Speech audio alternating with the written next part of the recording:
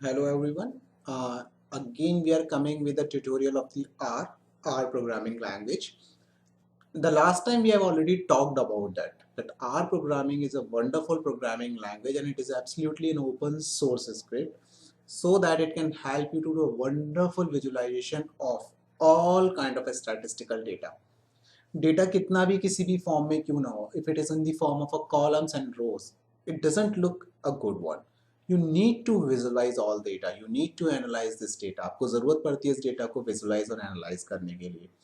और are programming language की अगर मैं बात करूं तो जितना भी डेटा एनालिटिक्स है जहां पर भी यूज हो रहा है, चाहे वो किसी भी डोमेन का हो, चाहे आप सॉइल के सैंपल ही क्यों ना ले रहे हो, मिट्टी के सैंपल आप ले रहे हैं उसमें भी आप डेटा एनालिटिक्स यूज कर रहे हैं, चाहे आप वेदर फोरकास्टिंग में यूज कर रहे हो, चाहे आप किसी केमिकल कंपोजिशन की बात कर रहे हो, यहाँ किसी भी फिजिकल क्वांटिटी के बारे में बात करें, तो इट मीन्स अगर आप एक स्टूडेंट हैं और आप किसी भी पर्टिकुलर प्रोग्राम को बिलोंग करते हैं, चाहे वो physics, chemistry, maths, computer science, electrical, electronics, civil, mechanical, किसी भी ब्रांच से और किसी भी प्रकार के प्रोग्राम से, if you are just associated in that situation, you need to go for understanding of data analytics. ये आगे आने वाले टाइम में आपके लिए बहुत ज़्यादा इंपॉर्टेंट और बहुत ज़्यादा वैल्यूएबल होने वाला है, क्योंकि ultimately you all are data. आप खुद अपने आप में आप सभी एक डेटा हैं, डिजिटल डेटा है, और आप जितनी भी चीज़ों का इस्तेमाल करते हैं वो सब डेटा है. सो अल्टीमेटली इस वर्चुअल वर्ल्ड में इस डेटा एनालिटिक्स को समझना बहुत ज़रूरी है. तो सबसे पहले इंपॉर्टेंट है कि इस आर प्रोग्रामिंग लैंग्वेज को कहाँ पे यूज़ किया जाता है. तो इसके लिए एक प्रीवियस वीडियो है जिसमें मैंने बताया था कि किस तरीके से आप आर स्टूडियो को डाउनलोड कर सकते हैं. और आर स्टूडियो को, ये ओपन सोर्स है, फ्रीली अवेलेबल है आर स्टूडियो. इस आर स्टूडियो को आप डाउनलोड कर सकते हैं और डाउनलोड करने के बाद में ये आपको अवेलेबल होगा यहाँ पर ईजिली. इसके ऊपर आपको कमांड प्रॉम्प्ट दिखाई देता है जहाँ पे कंसोल होता है, जहाँ पर आप प्रोग्रामिंग को लिखते हैं. दूसरी आपकी एडिटर विंडो होती है, वर्क स्पेस होता है, यहाँ पर आप प्लॉट्स देख सकते हैं, एवरीथिंग यू कैन डू. तो आई हेल्प यू. तो सबसे पहला स्टेप, अगर आप लोगों ने कर लिया है आर स्टूडियो को, तो आर स्टूडियो डाउनलोड कीजिए. नहीं किया है तो प्रीवियस वीडियो आप देखिएगा और प्रीवियस वीडियो पर आपको दिखाई दे जाएगा कि किस तरीके से आप आर स्टूडियो को डाउनलोड कर सकते हैं. और डाउनलोड करने के बाद में इस तरीके की विंडो आपकी अपीयर हो जाएगी. जिनको डाउट है वो कमेंट बॉक्स में मुझे मेंशन कर दीजिए. I help you and will share the link of the previous video. तो एक बार जब आपका आर स्टूडियो डाउनलोड हो जाता है तब आप समझने की कोशिश करते हैं कि आर प्रोग्रामिंग लैंग्वेज के एसेंशियल्स कौन से हैं. बहुत बिगनिंग लेवल पर है ये, at a very very beginner level, and everyone can do it. इसको समझने के लिए चलते हैं आगे और देखते हैं कि किस तरीके से आर प्रोग्रामिंग. तो सबसे पहले इंपॉर्टेंट है आर प्रोग्रामिंग लैंग्वेज में आर का खुद का कमांड प्रॉम्प्ट. तो this is basically a simple. तो this kind of a command prompt can appear आपकी विंडो पर. सेकंड, आप यहाँ पर देखेंगे this one, this is basically called as an assigning operator. जैसे कि बाकी की प्रोग्रामिंग लैंग्वेजेस में हम क्या यूज करते हैं, प्रोग्रामिंग लैंग्वेजेस में इक्वल का साइन यूज करते हैं असाइनिंग ऑपरेटर के लिए. तो आर को डिफरेंट करने के लिए असाइनिंग ऑपरेटर चेंज कर दिया गया. तो ये सिंपली एक वेरिएबल है जिसका की नाम है माई स्ट्रिंग. आपने कोई भी नाम असाइन कर सकते हो, माई string, your string, good string, hello string, anything, जो भी आपको नाम देना. एक वेरिएबल होता है और ये इस वेरिएबल के अंदर एक स्ट्रिंग की वैल्यू. ये बिल्कुल वैसे ही है जैसे बाकी प्रोग्रामिंग लैंग्वेजेस के अंदर सी प्रोग्रामिंग हो या पाइथन प्रोग्रामिंग हो, उनमें दिया जाता है स्ट्रिंग को डिफाइन किया जाता है. प्रिंट कमांड बिल्कुल वैसी ही है जैसे कि बाकी प्रोग्रामिंग लैंग्वेजेस के अंदर होती है. पैरेंथेसिस में आपने माई स्ट्रिंग लिखी और आपको आउटपुट मिल गया. तो ये एरो जो होता है वो कमांड प्रॉम्प्ट कहता है. तो जब कभी भी आप टर्मिनल विंडो के ऊपर काम करते हैं, आप ये देखिए कंसोल पर आप काम करते हैं तो आपको ये दिखाई देगा. यहाँ टर्मिनल पे आप काम करेंगे तो आपको ये यूज करना पड़ेगा कमांड प्रॉम्प्ट. लेकिन अगर आप एडिटर विंडो पे काम करते हैं तो आपको इसमें से किसी भी चीज़ की जरूरत नहीं है, directly you can write your program. तो दैट्स इंपॉर्टेंट. समझ में आ गया ये. अब इसके बात करते हैं आर की स्क्रिप्ट फाइल में क्या क्या हो सकता है. तो जिस तरीके से हम बात करते हैं, यहाँ पर अगर आप हैश यूज करते हैं तो इसका मतलब आप कमेंट दे सकते हैं. ये जो कमेंट्स होते हैं वो कमेंट्स आपकी प्रोग्रामिंग लैंग्वेज का हिस्सा नहीं होते. ये सिर्फ प्रोग्राम में क्लैरिटी के लिए होते हैं कि आप क्या करने वाले हैं. तो ये हो गया असाइनिंग ऑपरेटर, आपने सीख लिया. बिल्कुल सिंपल है. अगर आपको पाइथन लैंग्वेज थोड़ा सा भी आता है तो बिल्कुल सिमिलर है, या आर लैंग्वेज आता है तो सिर्फ आप कुछ ऑपरेटर्स का चेंज करेंगे और उसके बाद में आपको ये अवेलेबल हो जाएगा. इस तरीके से आप हेलो वर्ल्ड, आपको आउटपुट दिखाई दे जाएगा जैसे आप उसको प्रिंट कराएंगे. और यहाँ पर ये जो नंबर्स होते हैं रिप्रेजेंट करते हैं कि कौन सी लाइन एग्जीक्यूट होकर यहाँ बाहर आई है. ये यहाँ रिप्रेजेंट होता है. कमेंट बॉक्स के लिए आपको बता दिया गया, आप हैश लगाइए और हैश लगाने के बाद आप कमेंट दे सकते हैं यहाँ पर. इसी तरीके से आर जो है वो सभी टाइप के सपोर्ट्स को करती है. जिस तरीके के आपके कंडीशनल स्टेटमेंट होते हैं, कंडीशनल स्टेटमेंट को भी पूरा सपोर्ट करती है. और आप उसी तरीके से इसको असाइन कर सकते हैं। अब क्योंकि आर प्रोग्रामिंग जो लैंग्वेज है वो कंप्लीटली रिलेटेड है किससे, डेटा एनालिटिक्स से, तो हमें ये समझना होगा कि आर प्रोग्रामिंग लैंग्वेजेस में डेटा किस टाइप का हो सकता है। तो डेटा आपका वेक्टर की फॉर्म में हो सकता है, डेटा आपका एक लिस्ट की फॉर्म में हो सकता है, डेटा आपका मैट्रिसेस की फॉर्म में हो सकता है, डेटा आपका एरेज की फॉर्म में हो सकता है, फैक्टर्स हो सकते हैं और डेटा के खुद फ्रेम्स हो सकते हैं। डेटा के फ्रेम का मतलब completely unit of blocks of data, ये आपके सब प्रेजेंट हो सकते हैं। अब आप देखेंगे जिस तरीके के डेटा टाइप्स हैं उसी टाइप के यहाँ पर रिजल्ट्स आप मिलते हैं। जैसे डेटा टाइप आपका लॉजिकल है तो आप कहते हैं ट्रू एंड फॉल्स। तो अगर आप यहाँ पर कोई भी चीज़ का एग्जांपल देख सकते हैं कि कोई वैल्यू है जिसके लिए आपने असाइन किया है ट्रू, और उसको प्रिंट करा सकते हैं, तो ये आपको बता देगा ये किस क्लास का डेटा है।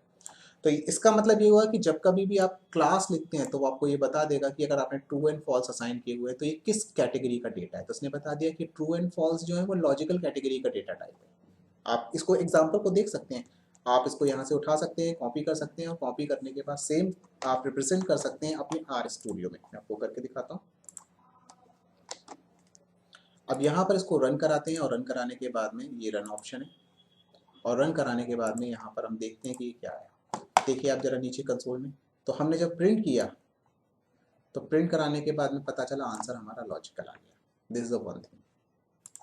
तो इस तरीके से आप जब न्यूमेरिक नंबर होता है 12.3599, आप सब जानते हैं न्यूमेरिक डेटा किस टाइप का होता है।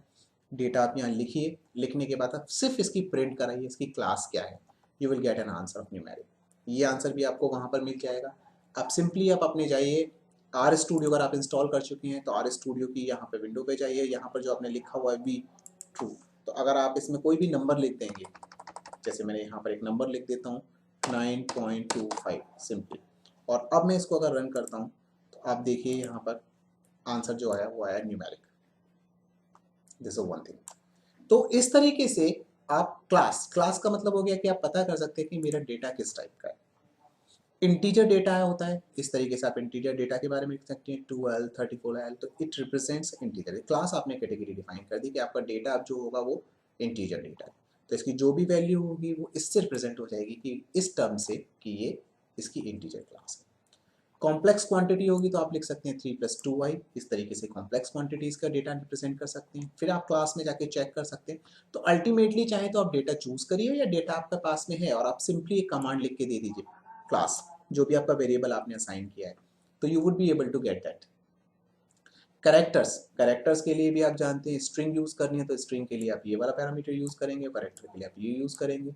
और स्ट्रिंग में आप कोई भी चीज यूज कर सकते हैं, नंबर हो सकते हैं, सिंबल हो सकते हैं, किसी भी तरीके के कैप्स में हो सकता है, स्मॉल में हो सकता है, स्पेशल सिंबल्स हो सकते हैं। तो जब आप इस तरीके लिखते हैं तो ये आपको स्ट्रिंग का टाइप बता देता है।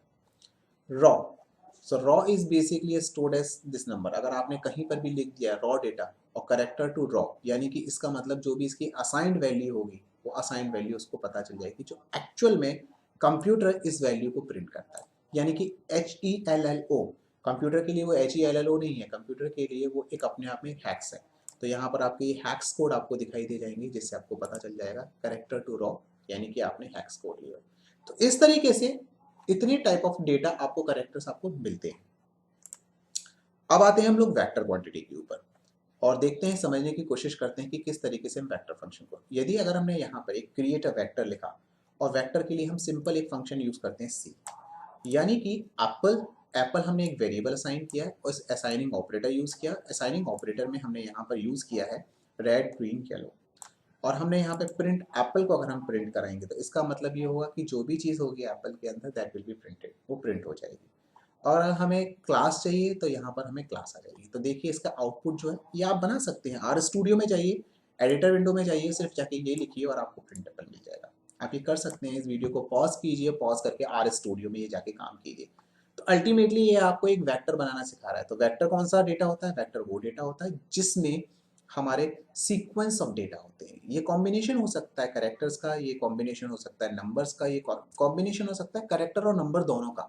ये दोनों ही चीज़ें आपकी यहाँ अवेलेबल हो जाएंगी। इसी तरीके से आप लिस्ट बना सकते हैं। तो डिफरेंट टाइप ऑफ आउटपुट, यानी कि अगर आपको वेक्टर नहीं बनाना है, एक लिस्ट क्रिएट करनी है, तो आपकी इस तरीके से लिस्ट क्रिएट हो जाएगी। लिस्ट में आप यहाँ पे मेंशन करेंगे, ये कमांड हो गया, आपने ये वेरिएबल है, वेरिएबल होने के बाद असाइनिंग ऑपरेटर है, और ये आपकी बेसिकली स्क्रिप्ट है, ये कमांड है, मतलब जिससे ये क्रिएट करेगा लिस्ट। तो C253 यानी कि 253 के आपने वेक्टर चूज किया हुआ है क्योंकि ये वेक्टर के लिए है। ये आपने एक इंडिविजुअल नंबर यूज किया है और यहाँ पर आपने एक साइन यूज किया है। तो अल्टीमेटली ये रिप्रेजेंट कर रहा है कि अगर आप लिस्ट बनाना चाहते हो तो लिस्ट में भी आप डिफरेंट टाइप की, यानी कि लिस्ट में आप कैरेक्टर भी यूज कर सकते हैं, लिस्ट में आप नंबर भी यूज कर सकते हैं और लिस्ट में आप वेक्टर्स भी यूज कर सकते हैं। तो देखिए पहला बना 253 क्योंकि ये था, दूसरे में आपका 21.3 और तीसरा आपका फंक्शन था primitive sign function, as it is आ गया। नेक्स्ट डेटा आपका बनता है मैट्रिसेस का। मैट्रिसेस बनाना भी बहुत आसान है। आपने मैट्रिसेस के लिए वेरिएबल लिया m, यहाँ पे मैट्रिक्स की वैल्यू को असाइन कर दिया और असाइन करने के बाद में c के साथ ये मैट्रिसेस बना रहे हैं आप, जहाँ पर आप डिफाइन कर रहे हैं कि मेरी कितनी रोज हैं। n रोज का मतलब नंबर ऑफ रोज डिफाइन करेंगे, n कॉलम का मतलब नंबर ऑफ कॉलम। और यहाँ पर आपने इस मैट्रिसेस के अंदर ये वेक्टर यूज किया है तो अपने आप ये 2 रो का और 3 कॉलम का मैट्रिक्स बना के दे देगा, 2 rows and 3 columns. This is what arrays. आप अलग अलग टाइप के वैल्यूज को भी आप बना सकते हैं। यहाँ पर फिर से आपने एक वेक्टर यूज किया, उस वेक्टर की मदद से एरे बनाना है आपको। एरे का डायमेंशन भी आपने यहाँ पे डिफाइन किया कि जो मेरा डायमेंशन होगा एरे का वो क्या होगा, 3,3,2। इस डायमेंशन का जब आप एरे बनाएंगे तो देखिए सेम वैल्यू से, ग्रीन और येलो की वैल्यू से आपका 3,3,2 का आपका एक बन गया। यानी कहने का मतलब है कि green yellow green yellow green yellow green yellow green. तो इस तरीके से आपका 3,3 का ये बन गया। तो यहाँ पर और इन्हीं दोनों क्वांटिटीज को आपको यूज करना है, यानी आप इसकी डायमेंशंस को भी यहाँ पे डिफाइन कर सकते हैं। ठीक है। अब इसी तरीके से अगर आपने इसकी डायमेंशंस को चेंज करना है तो आप इसकी डायमेंशंस को चेंज करके यहाँ पर आप वैल्यूज को चेंज कर दीजिए, आपकी डायमेंशंस को चेंज किया जाएगा। ठीक है। तो this is kind of a one. अब 3,3 का मतलब हो गया कि 2 डायमेंशन हो गई और 2 का मतलब हो गया कि आपको 2 बनानी है, एरेज 2 क्रिएट करने हैं। तो ये नंबर 1 एरे हो गया और ये आपका नंबर 2 एरे हो गया। इसी तरीके से फैक्टर्स आप देखेंगे कि आपके पास में एक वेरिएबल आपने असाइन किया, एक वेक्टर क्रिएट किया है, ये आपके पास में एक वेक्टर क्रिएट हो गया पूरा कंप्लीट। इस वेक्टर के साथ में आप उसको फैक्टर ऑब्जेक्ट में क्रिएट करना है। अब देखिए फैक्टर एप्पल, आपने एप्पल कलर्स किए थे सबसे पहले, आपने एक नया वेरिएबल असाइन किया फैक्टर ऑफ एप्पल्स, और असाइन करने के बाद में क्या किया, इसमें स्क्रिप्ट लगाई, ये स्क्रिप्ट है फैक्टर ऑफ एप्पल, एप्पल के कलर्स का। अब यहाँ पर आपने इसको प्रिंट कराया, क्या कराया, पहला प्रिंट कराया फैक्टर एप्पल और दूसरा प्रिंट कराया कि इसके जो लेवल्स हैं कितने लेवल पे आप इसको डिफाइन करना चाहते हो। तो जब आपने इसके फैक्टर किए तो green green yellow red red red green, levels green red and yellow, इसमें कितने लेवल्स थे, ग्रीन ग्रीन ग्रीन, यानी कि सारे के सारे इसके वैल्यूज फैक्टराइज्ड होकर बाहर आ गई। कितने इसके लेवल्स थे, एन लेवल्स फैक्टर एप्पल के, ये भी इसने यहाँ पर डिफाइन कर दिए और इसकी वैल्यू लिख दी। केवल 3 लेवल ही इसके अंदर असाइंड है, ग्रीन है, येलो है और रेड है, 3 वैल्यू तो ये। नेक्स्ट आता है डेटा फ्रेम। डेटा फ्रेम बिल्कुल वैसे ही है जैसे कि पांडा लाइब्रेरीज यूज की जाती है पाइथन के अंदर। It is very simple. यहाँ पर आपने फिर से एक वेरिएबल असाइन किया, डेटा फ्रेम लिया और डेटा फ्रेम में आप देखिए अब आप वेक्टर बना रहे हैं। जेंडर का एक वेक्टर बनाया, हाइट का एक वेक्टर बनाया और वेट का एक वेक्टर बनाया और एज का बनाया। ये सारे के सारे आपने डेटा डॉट फ्रेम, ये स्क्रिप्ट है इसका, डेटा डॉट फ्रेम, इस स्क्रिप्ट को आप अपना खुद चूज कीजिएगा, वैल्यूज को डिफाइन कीजिएगा और इसके बाद में आपने इसको एज बना दिया। अब आपने प्रिंट BMI, BMI आपका खुद का बनाया हुआ वेरिएबल है, ये कोई स्क्रिप्ट नहीं है। आप इसका नाम अपनी मर्जी से कुछ भी रख सकते हैं, बॉडी मास इंडेक्स, आप बॉडी भी रख सकते हैं, इसका नाम मास भी रख सकते हैं, इंडेक्स भी रख सकते हैं। दिस इज योर चॉइस, ये आपका चॉइस है। ये आपने यहाँ पर क्रिएट कर लिया, ये आपने क्रिएट किया, क्रिएट करने के बाद में फाइनली आपका ये वेक्टर बन गया। देखिए कितना ब्यूटीफुली जो जेंडर, हाइट, वेट और एज, ये इतना ब्यूटीफुली इसने डेटा फ्रेम की फॉर्मेट में क्रिएट कर दिया, मतलब सीक्वेंसेस दे दिए 1 2 3 ये। इसके बाद में जेंडर दे दिया, इसमें क्लासीफाई कर दिया क्योंकि आपने जेंडर डिफाइन किया था। फिर उसने हाइट का बना दिया कि सबकी हाइट्स क्या, वेट क्या है। So this complete outcome is only because of, किससे आया ये आउटकम, ये आउटकम आया सिर्फ इस एक स्क्रिप्ट से। और ऐसा नहीं है कि इसमें केवल आपके 1 2 3 या 4 कॉलम ही क्रिएट हो, नंबर ऑफ कॉलम्स, जितना भी आपके पास में असाइन डेटा होगा सारा का सारा डेटा इस फॉर्म में क्रिएट होगा। तो सी हाउ मच इंटरेस्टिंग, कितना इंटरेस्टिंग और कितना सिंपल बना देता है आपको ये प्रोसेस। और आप इसको चेक भी करना चाहते हैं तो सिंपली ये बेसिकली ट्यूटोरियल पॉइंट्स पर है ये अवेलेबल सारा डेटा, आप यहाँ से उठा सकते हैं। आप चाहें तो मुझसे इस डेटा का लिंक भी मांग सकते हैं, रेफरेंस जहाँ से हम यूज़ कर रहे हैं, इन रेफरेंसेस को आप यूज़ करके आप इसे दें।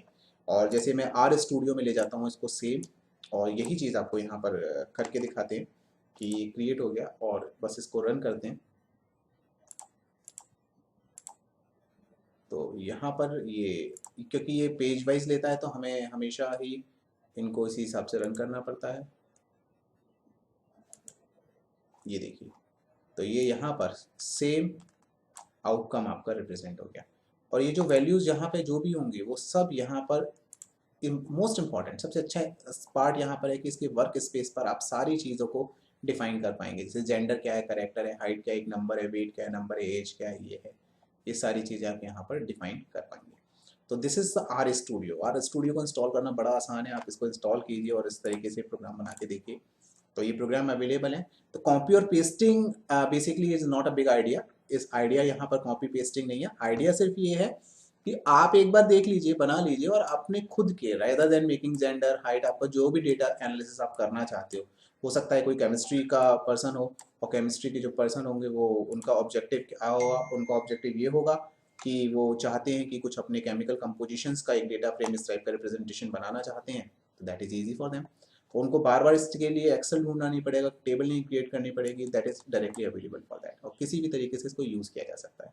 तो आज के लिए अभी हम डेटा फ्रेम तक के, इतने डेटा टाइप तक की बात करते हैं। If you feel any query, any question, you can ask to us, always welcome.